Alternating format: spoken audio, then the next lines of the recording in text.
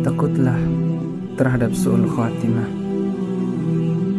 Sesungguhnya modal yang paling berharga dari seorang muslim adalah umur dan usianya.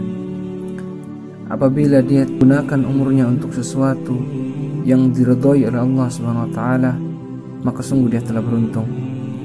Dan barang siapa yang menggunakan usianya untuk kemaksiatan serta hal-hal yang dimurkai oleh Allah Subhanahu wa taala, maka sungguh dia telah merugi. Terlebih lagi apabila dia menutup usianya dalam keadaan bermaksiat kepada Allah Subhanahu wa taala. Sungguh sangat berbahagia orang-orang yang selalu mengintrospeksi dirinya, mengoreksinya sebelumnya dirinya dihisab dan dimintai pertanggungjawaban oleh Allah Subhanahu wa taala. Apabila dia mendapatkan dirinya berbuat dosa, maka dia takut dan khawatir apabila dosa yang dilakukannya menjadi sebab celaka dirinya di akhirat kelak. Allah telah mengingatkan hambanya yang beriman tentang pentingnya husnul khatimah, yaitu akhir hidup yang baik, yaitu seorang meninggal dalam keadaan Islam. Allah Subhanahu wa taala berfirman dalam surah Al-Imran, qala Allah Ta'ala, ya ayyuhalladzina amanu taqullaha haqqa tuqatih wa la tamutunna illa wa antum muslimun. Wahai orang-orang yang beriman, bertakwalah kepada Allah dengan sebenar-benar takwa, dan janganlah kalian mati kecuali dalam keadaan berserah diri. Kemudian Rasulullah SAW juga menjelaskan tentang bahaya su'ul khatimah, bahwasanya ada seseorang menjalankan ketaatan dan meninggalkan kemaksiatan dalam waktu yang sangat lama, akan tetapi di akhir hidupnya dia melakukan suatu kemaksiatan yang menyebabkan dirinya mati dalam keadaan su'ul khatimah. Rasulullah SAW bersabda, wa innar rajula la ya'malu bi'amali ahli al-jannah hatta ma yakunu bainahu wa bainaha illa dhira' fayasbiqu alaihi al-kitab fayamalu bi'amali ahli an-nar fayadkhuluha. Sesungguhnya ada seorang yang beramal dengan amalan ahli surga sampai tidak ada jarak antara dia dengan surga kecuali satu hasta. Kemudian dia didahului oleh catatan amalnya, maka dia melakukan amalan ahli neraka dan dia pun dimasukkan ke dalam neraka Allah Subhanahu wa taala. Hadis sahih riwayat Bukhari dan Muslim. Sahabat, sungguh sangat disayangkan orang-orang yang bernasib demikian. Dia telah menghabiskan umurnya untuk beribadah dan mendekatkan diri kepada Allah Subhanahu wa taala, akan tetapi karena dia tidak bisa menjaga keistiqomahannya dan kesolehannya, dia mendapatkan akibat yang buruk dari akhir hidupnya. Oleh karena itu, hendaknya kita senantiasa mohon kepada Allah agar kita diwafatkan dalam keadaan sebagai seorang muslim. Terlebih lagi, kita juga hendaknya mohon kepada Allah agar kita senantiasa dihidupkan dalam keadaan Islam dan diwafatkan dalam keadaan Islam dan di atas sunnah Rasul sallallahu alaihi wasallam. Sebegitu pentingnya seorang agar dia wafat atau mati di atas sunnah Rasul sallallahu alaihi wasallam. Sebuah kisah yang diceritakan tentang seorang imam, yaitu Imam Ahmad bin Hanbal. Beliau pernah didoakan oleh seorang, dikatakan wakila Imam Ahmad bin Hanbal rahimahullah, ahyaqallah ya Abu Abdullah alal Islam, qala was sunnah.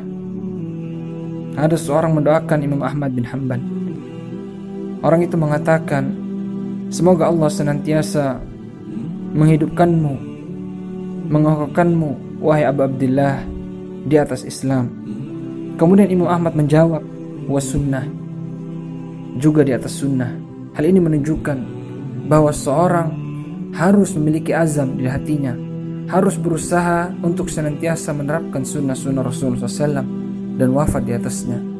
Karena inilah yang akan menolong seorang hamba di dunia maupun di akhirat. Imam Malik juga pernah mengatakan, man mata ala sunnah falyubshir, barang siapa yang wafat di atas sunnah, maka hendaklah dia berbahagia. Maka hendaknya orang-orang memberikan kabar gembira terhadap orang yang meninggal di atas sunnah Rasul sallallahu alaihi wasallam.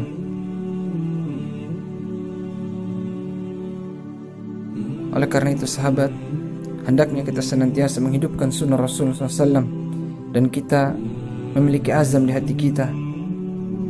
Kita memiliki niat, tekad yang kuat di hati kita agar kita diwafatkan oleh Allah Subhanahu wa taala di atas Islam dan di atas sunnah Rasul sallallahu alaihi wasallam. Imam Fudail bin Iyad juga pernah berkata, tuba liman mata 'alal islami was sunnah.